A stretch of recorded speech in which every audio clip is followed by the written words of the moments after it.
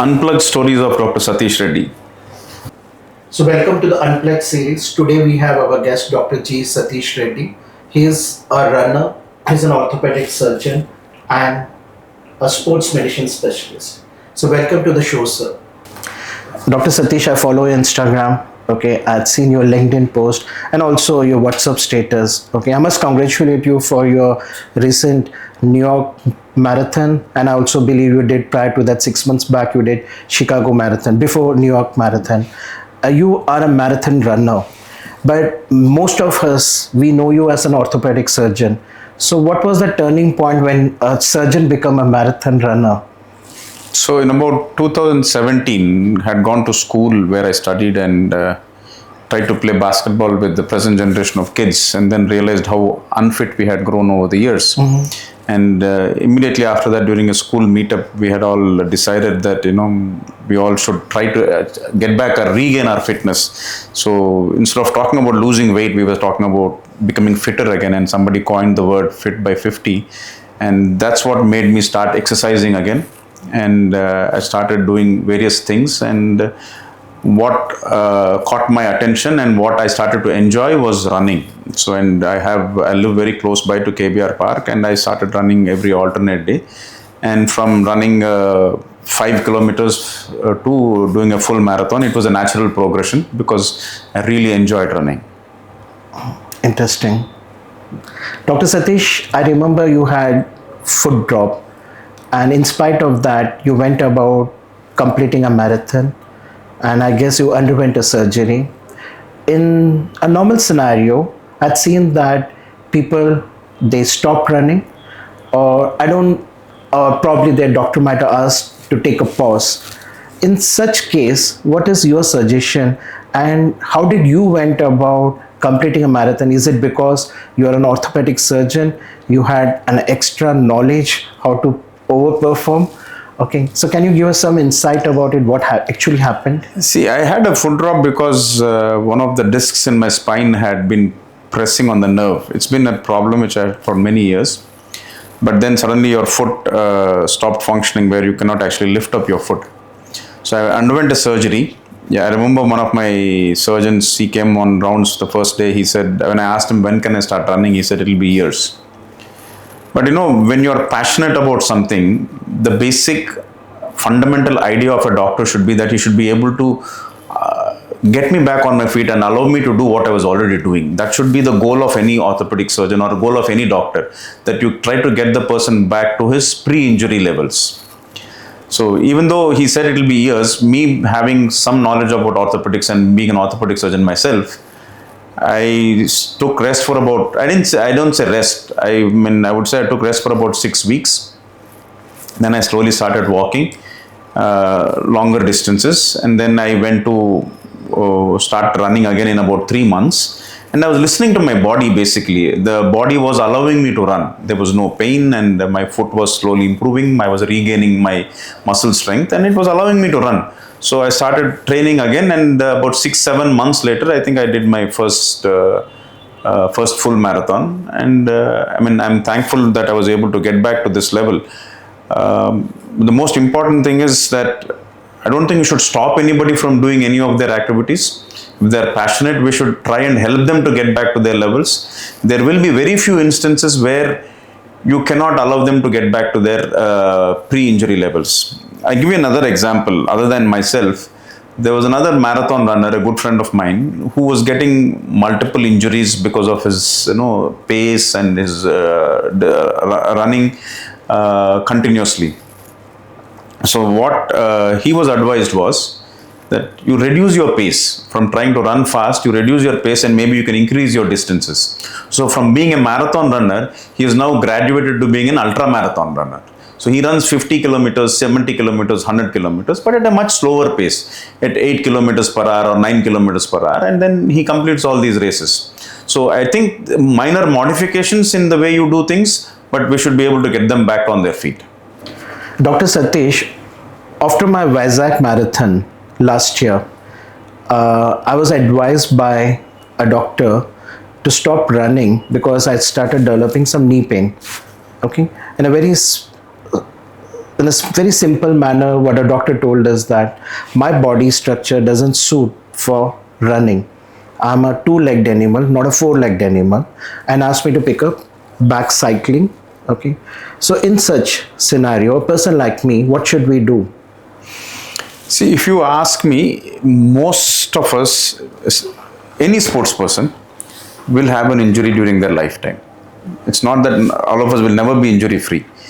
The point here is to be able to understand what is the cause, what is causing you pain, and rehabilitate you to run again. Now, this two-legged animal versus four-legged animal, if you see, human beings were actually born to run. If you specifically endurance running, so when you're talking of marathons, I'm talking of endurance running. If you take any animal in the animal kingdom and compare it to a human being, no animal can beat us in terms of a marathon distance. That I agree with you. So we are not fit, we are not actually born to run speed. There are many animals who can run faster than us, who will sprint faster than us. There are many animals who will run maybe shorter distances, like a horse or a cheetah can run faster than us. But if you're talking of marathon distances, I think we are still the best equipped animals in the world. And if you're talking about how we evolved into this, I think even as a human being, we survived and we evolved because we were able to do endurance running as hunter and gatherer, and then collect our daily food, forage for our daily food, and that's how we survived, and we have become this. So human beings were born for endurance sport. So I can continue back my running. You should understand what your knee is doing, why there is pain.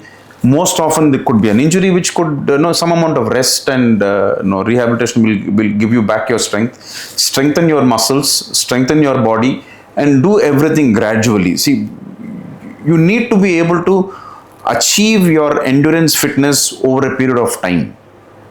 It is not a shortcut. You're not going to have a short-term plan. It is always a long-term plan.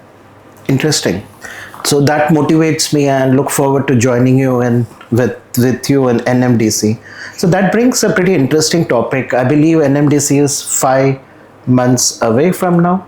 Now, the people who are listening to our podcast, what are the 4 or 5 tips as an orthopedic, as a sports medicine, and a runner who might have run 100 of races? Okay, 5 tips which you would like to give us. If you're talking specifically in terms of the short I would be very specific with full marathon. Full marathon in 5 months time. I think if you have already been running regularly and you're able to do a half marathon comfortably, only then you should think of doing a full marathon in the next 5 months. Is an ideal period of time. About 20 weeks time is good to train yourself and run a full marathon as a race. If you are doing it for the first time, I would suggest that there's no pace goals. There's no point. You should not have any time goals coming up, because this is one of the toughest marathons in the city, in the country. I would say we actually have to go over 4 flyovers. 4 flyovers, yeah. That's one. So pace yourself. Take your time in achieving your endurance. Number 1. Number 2 is get into a group. Which will motivate you, you will get company, and you will have that camaraderie and that thing which will take you forward in terms of trying to stick to the goal on a long-term basis. I always find that people who run in groups perform much better than people who run on their own. That's number 2. Number 3 is it's all about nutrition and taking care of your body. 1 is you need to eat well and eat right. Number 2 is listen to your body. There is no shame in taking off, resting, and it is important that your body recovers while you rest. True. So listen to your body, take off, take rest, and if you're not able to achieve your full marathon this year, doesn't matter. Let's do it next year, but take it as a long-term plan.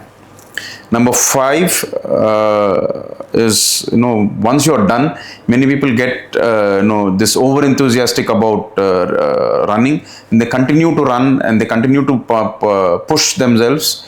I would say that you need to take sufficient time to recover, rebuild your body, rebuild your nutrition, and then continue doing it again after that. So when you say continue, you mean the next marathon, or I mean, see, I don't think anybody who's run a full marathon will stop with one marathon. There is an adage which says that you run the first 30 kilometers in a marathon on your legs, then the next 10 kilometers in your in your head, and the last 1 kilometer in your heart. So you're always cursing when you're reaching the finish line, but as soon as you finish that marathon, you're thinking of what to do next. Interesting. So, whatever the 5 points what Dr. Satish has mentioned, it's for those people who have done their half marathon and the half marathon people who are planning to go for a full marathon. Am I correct, sir? Yes, please. Thank you. Dr. Satish, you mentioned about listening to your body while running. I would like your expert opinion on listening to your body in 3 phases: pre, during the run, and the post run. So, what would be your advice on it? See, when I say listen to your body, I would broadly put it into 2 things. One is the best indicator you have is pain. If there is some pain, that means it is an indirect way of your body telling you to take a step back. The pain, if it is temporary, let's say you had some niggle today and then you went to bed and by morning the niggle is gone, you're fresh, that's fine. You can go on and do it again. But if the pain persists or if the niggle is persisting, then you need to take a step back and understand why this is happening and try to correct. The second is how you feel about yourself, recovery. Rest and recovery are equally important as as much as training in an endurance run. So next day morning, if you're feeling fresh, if you're feeling well recovered, you had a good night's sleep, you had eaten well, all these tie up into how you feel next day morning, then you go ahead and continue to do your practice every day. But the most important thing is remember that rest is equally important. Your body recovers, your muscles rebuild during rest. During a race, most of us develop some niggle here or the other. We get a pain here or the other, and we are able to overcome and run. The only thing I would suggest is that you don't have to do your personal best in every race. True. A lot of things need to happen and you need to be in the right place at the right time, and a lot of other conditions need to be conducive for us to attain a personal best in every race. So do your best, enjoy the race. There's another adage I like to quote. I don't know who's done this, but the actual race is the training process. True. You just go to the race day to collect your medal. That's about it. Yeah. So, and then comes the post run. You need to give it sufficient time. Running a marathon is a big ask. Your body goes through various changes. You can actually measure some of the changes, physiological changes your body goes through in terms of various indicators. So you need to give it sufficient time for it to recover and take care of yourself. You need to correct your dehydration, you need to take care of your nutrition, you need to make sure that your body recovers well, rested well before you continue to race again or to train again. I've known people who've had problems because they didn't take care of themselves. They go into alcohol or they have not had sufficient fluids. So then they develop problems because of these things. Interesting. So what was your personal best in your marathon? I have done, I'm a novice when it comes to a marathon. So my best has been 4 hours, 25 minutes. Oh, that's interesting. That's in fact good.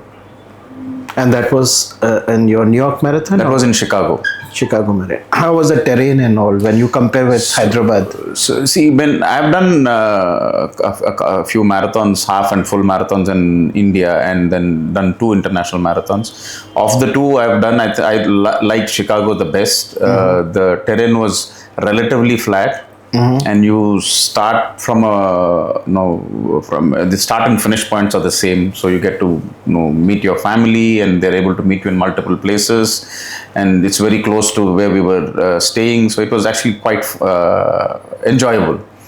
But if you look at, for example, the other one I did in New York, where you had to actually travel for 3 hours before you actually start your run, so and then you from point A to point B, so it was a little tough. I mean, we are used to running as soon as we wake up in India because we almost always train very early in the mornings. We don't wait for the sun to come up, and we don't have breakfast, and then we're used to running on our empty stomachs and taking the nutrition on the way. So these are things which are different. But yes, every race is different. You need to adapt to it and do your best. What was the best in terms of experience? I think my Chicago Marathon was the best because that was my first international. I finished it on my birthday. That fit by 50 didn't happen because of COVID. So I think I could declare that I was fit on my 51st birthday when I did my Chicago Marathon. So that 5 by 51 is something I cherish. Congratulations. And I also heard that you're preparing for Boston Marathon. When it's likely going to happen? Boston Marathon is a dream for most endurance runners. Right. You do have a charity route, but most of us would like to qualify. So some of the benchmarks in marathon running are doing a sub 4 marathon or qualifying for Boston. So we call it BQ. I think I'm far away from it because I need to reduce my time a fair bit before I can qualify for Boston. But one good thing with endurance running or marathon running is the older you are, the more advantage it is because the qualifying times tend to become longer. And I think in my case, I would look at it maybe another 4 or 5 years from now. I wish you make it, and we'll again connect and wish you a great luck. Okay. And you never been to Mumbai Marathon? No, I have not done either Mumbai or Delhi, or maybe the next thing I am looking at is maybe there is something called Chandigarh Fast Marathon. That's in February, so maybe I will do that next year. I'm planning to do that to try and achieve personal best. Okay. I'll personally recommend you taking a Mumbai Marathon and Vizag Marathon. Vizag for its beauty and Mumbai for the cheering and the passion of the Mumbaikars. Okay, I highly recommend you must take it up. I heard about the involvement of public in Mumbai, which is phenomenal. I mean, this is something which you see in almost all the international races. But maybe Mumbai sometime in the near future. Is there any body type that's suitable for running? For a recreational runner, for somebody like us who runs out of passion and as a hobby, I don't think it really matters.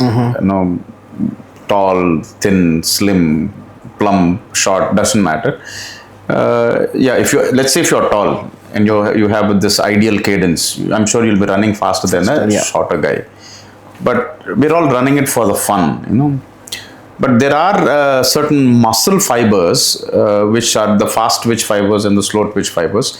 In people who have the slow twitch fibers, they are supposed to be more suitable for endurance running, and the fast twitch fibers, they are suitable for shorter distances, the sprints. So yes, body type will matter when you're talking of professional level running or a world championship level running. But for people like us, for doing it as a recreation, I don't think it really matters. Just enjoy for the sake of running. That's about it. I'm aware that for you to be a good marathon runner, you need to have a buddy. Okay, your buddy is your medal winner. So who is your buddy? See, end of the day, if one good thing about Mumbai, which you had previously mentioned, is Mumbai gives you 2 medals. I don't know if you're aware of. Yeah, that's what. So one is for you to finish, and the other is your inspiration medal. They call it inspiration buddy. I call it as a buddy medal. Yeah, but I think a sport like marathon, the inspiration medal or the buddy medal should go to your family. Okay. Because you take away so much time and from your family when you're training for a marathon for about 5 months. Every Sunday morning, that's when we do our long runs, practice runs. You're off for about 3-4 hours, and then you come 5 back. 5 hours. 3-4 hours, and you come back tired, and then you are literally not able to take your family out. Your kids are looking forward to spending time with you, and you're sitting there doing massage or foam rolling or whatever. So I think you should always thank your family for allowing you to run, to be able to pursue your passion. So the inspiration should always be your family.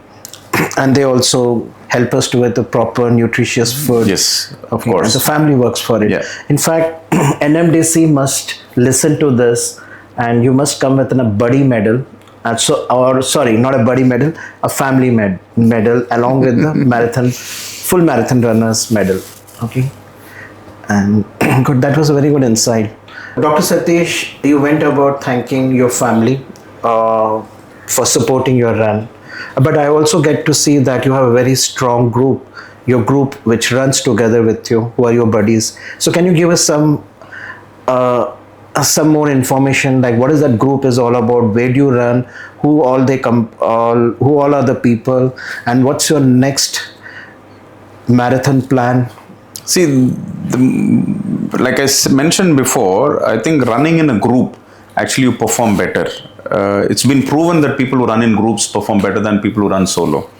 So we are a big group of around 15 to 20 runners. So even if there are 3-4 people absent on a given day, we have a reasonable sized group which runs together.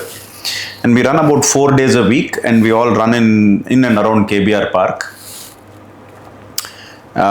It helps us in keeping us motivated and taking care of each other.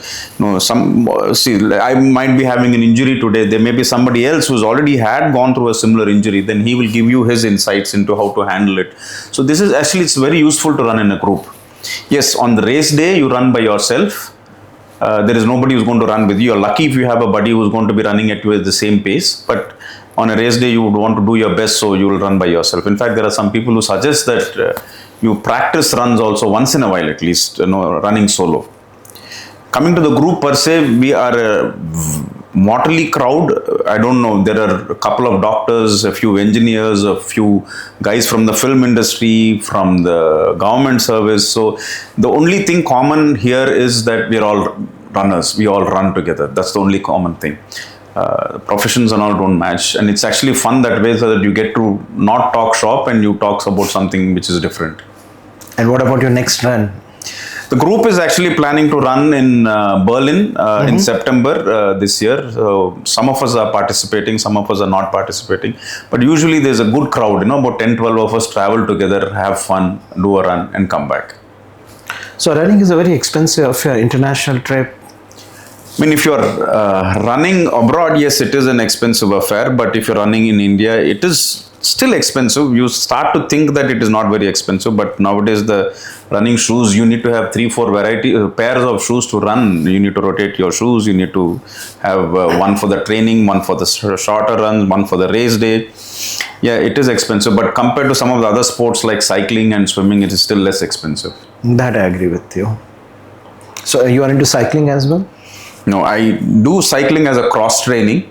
So whenever we're not running, see, one other important thing with marathon running is you need to be able to cross train. True. So I do cross training in terms of cycling, and you also need to do strength training. You don't have to bulk up in terms of muscle, but you need to keep yourself strong. So I do two days of gym, 4 days of run, and 1 day of rest in a week. That's about it. So now you also mentioned that September you have Berlin Marathon. So let's say 5 months later, we're going to have an NMDC Marathon. So how are you preparing for it? Like, because you are already a runner, I'm sure that you don't stop preparing. Okay. So what are you doing for preparing both the marathons? I'm not really sure what I'm going to do, but I'll do either one of them. But if I'm going to do, I will do only one of them. Yes, there are people who have done back-to-back marathons in a week's gap also. There are plenty of guys who do, for example, the Boston and the London back-to-back. It's only 6 days gap in between these two every year. But I think keeping in view of my profession and my other activities which I need to do, I will not be in a position to recover that fast. Now my question is that how do you prepare? Like, how do you break running, cycling, strengthening? How do you actually plan your schedule? So my schedule when I'm training for a marathon is like this. Cycling is usually indoor. So let's say I run on every Tuesday, Thursday, Saturday and Sunday. Sunday is usually my long run days, my practicing long run days. And Monday is my rest day. So Wednesday and Friday I'm in the gym. I do about 30 minutes of cycling in the gym. And then an hour and a quarter of strength training. Various upper body, lower body, various muscles are strengthened, and so that will be my mix. 2 days of strength and 1 day of rest and 4 days of running. Interesting. Strength, running, and cycling together, all three mix. Dr. Satish, now this particular round we call it as a myth versus fact, and that's more to do with the bone health. Okay, so my first question to you would be, Does running destroy knee? No, it doesn't. So can you explain? See, it has been proven that people or runners have less incidence of osteoarthritis or the age-related wear and tear of the joint when compared to non-runners. The reason being that you have a regular runner is maintaining good physique, maintaining an optimal weight, and is strengthening his muscles and ligaments. So his knee joint is much more efficiently being used than a person who is sedentary, where he has not been using his knee, he's maybe gaining weight, maybe his muscles are not that strong. So it's been conclusively proven that osteoarthritis is not higher among marathon runners. Interesting. Marathon runners have stronger bones than non-runners. Yes, not only marathon, any bone strength to improve, any sport which is weight bearing, that means you're pounding your body to a certain extent, improves bone strength. Okay. That is required. So, walking or running are actually very good exercises for improving your bone strength. Okay, walking and running both together. And my last question to you would be, too much of running, does it weaken the bone? No, too much of running will not weaken the bone. Trying to scale up too fast can lead to injuries. So, like I keep saying, that if you want to run a marathon, it is an year-long program. So, don't scale up too fast. Take it slow. You'll be all right. A lot of people, when you cross your 45, 50, they say, even including the doctors say that don't run, it weakens your knee. Is it a myth or fact? I think it's a myth. I don't think there is any age limit to running. I started running after the age of 45. Yeah, you did mention that. So if your knees are already bad and if they're destroyed, then you may not be able to run. But you also see at the same time there are patients who've had their knee replacements done and they're still running a full marathon. Interesting. Okay, that I didn't know about it. Then my final question, cycling and swimming are just as good as running for your bone health? Cycling and running are less, but it is better than being sedentary, isn't it? So because you're not actually putting your weight on, your body is not feeling the same kind of weight when you run. In cycling, you rest on your buttocks and then you're actually, your lower limbs work harder than the rest of your body. And in swimming, because of buoyancy, your body is working less. But compared to a sedentary person, they are better. You are exercising. So I would say cycling and swimming are better than being sedentary. I would say running is better than cycling and swimming. According to you, what is the biggest myth when it comes to running and bone health? The biggest myth is that marathon running destroys your knees. It's not true. We had an interesting conversation so far. You went about picking up running for being fit. So my next question to you is that, what is the linkage of longevity and running? Do you think there's any link between it? Yeah, I'm sure running has shown or proven to improve your longevity. So we are talking of an increase in your lifespan. But more important to me, I would say an increase in your health span. So having healthier years at the end of your life is, I think, a very important metrics for me personally. So other than a lifespan, we're talking of a health span. So how does running help you do that? I think it's pretty clear that cardiovascular health is definitely improved. So with that, your metabolic health improves, your blood sugars and things are under control. Then this running has shown to improve your brain health in terms of the neurotransmitters which are being produced. And then it is also shown to slow down aging to a certain extent and improve your musculoskeletal strength. So I think these are the 5 important benefits of running, which will help in longevity. The only thing I would say is, in people who are beyond 50, give sufficient importance to recovery, because it slightly is longer. The older you are, the more time you take to recover. So give importance to recovery. And I think the benefits of running in terms of longevity are there. Yeah. Yeah, we have seen great example like Mikha Singh. And also I have come across a lot of studies which says that normal life expectancy increases from 3 to 12 years. I'm sure we need to do some deep dive and pick out such studies. But what I really liked about the one statement you mentioned is the rather than looking at lifespan, let's look it into health span. Yes. That's an important insight. Thank you. Dr. Satish, we have been discussing so far running is good and we all know. But still, there are set of people who should not run. According to you, who are those set of people whom you suggest not taking up running? See, if you've already been suffering from bad arthritis, your joints are already worn out, then I think it becomes difficult for you to run, because they're not going to be able to cooperate with you. Other than that, people who already have systemic problems, like cardiovascular issues or renal issues, because you need to be having a reasonable amount of body balance to be able to go through this kind of marathon running. But for people who've had cardiovascular issues and who've been treated, every year in NMDC alone, you can also see there's a set of patients who have been treated for cardiovascular problems and they run.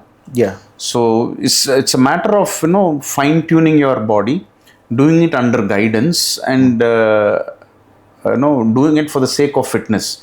Then I think anybody should be able to run. So why do you want to run a marathon? Doing a 5K every day or every alternate day is good to keep you fit. So I think you need to have a certain sort of a goal in mind and then decide what you're doing it for. If you're doing it for the sake of fitness and enjoyment, 5K is good. It gets over in about 35-40 minutes, and then anybody should be able to do that. So I wouldn't say there is a clear-cut no to anybody, but you need to be able to have a goal in mind. Yeah. What is the reason you're doing it for? Not a goal. What is the reason you're doing it for? So that I think is important. What I understood is running is not marathon. Yes. Anyone can pick up running. Yes. It could be 3 miles. It could be a full marathon. And the people whom you mentioned, they should be cautious about taking up Doing it under guidance. Okay, sure. Now, what are the common exercise which you recommend for a strong bone health? See, bones react to stress. Okay. So any exercise which applies stress to the bone is good for it. So for that, you need to have weight bearing, meaning your body weight at least should be on the bones to stress them out so that they react to that. So walking, running, any of these are good for bone health. In case you're not able to do anything, even resistance bands, using resistance bands to exercise, which will activate your muscles better, and this will indirectly cause stress on your bone, is good for you. So any resistance exercise or weight bearing exercise are good for bone health. Interesting. Dr. Satish, what is your recommendation, a good nutrition for good bone health? So I think there is no need for us to have a separate nutrition for bone health. Yes, you do need to get sufficient amount of calcium into the body and vitamin D3. And if you look at many of our females, especially after menopause, suffer from severe osteoporosis. That is because of poor intake of calcium.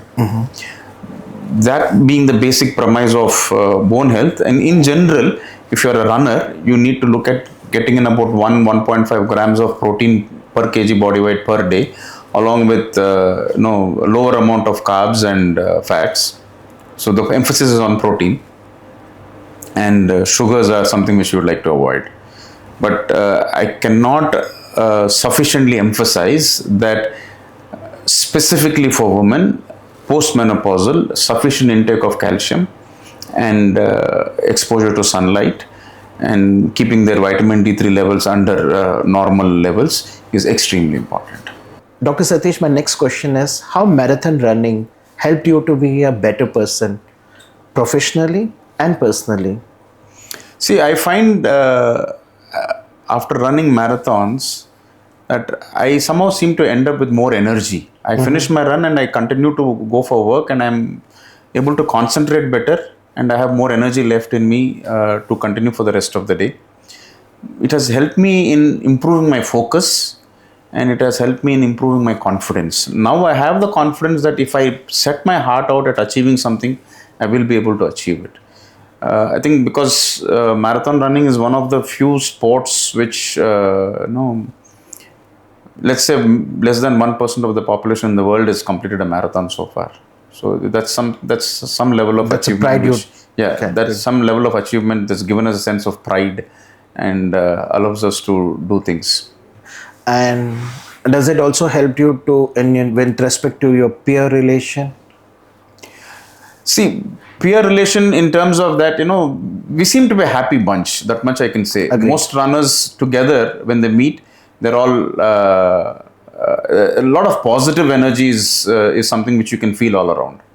So yes, that helps me in relaxing at the end of the day, and my day starts off with a good laugh. So I think that's something which is very helpful.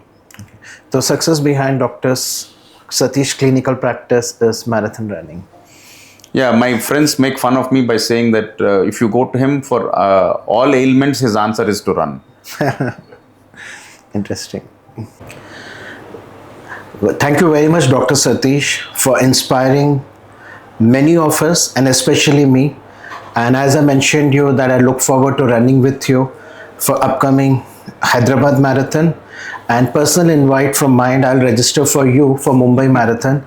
And it's indeed a beautiful marathon. Thank you very much for your insight, what you have shared, being very candid. And I wish you that soon you prepare for Boston Marathon. Okay. And thank you very much again. Thank you, Vishy, and it's always a pleasure to meet you and interact with you. And I hope we get many more such opportunities. Sure. Thank you, sir.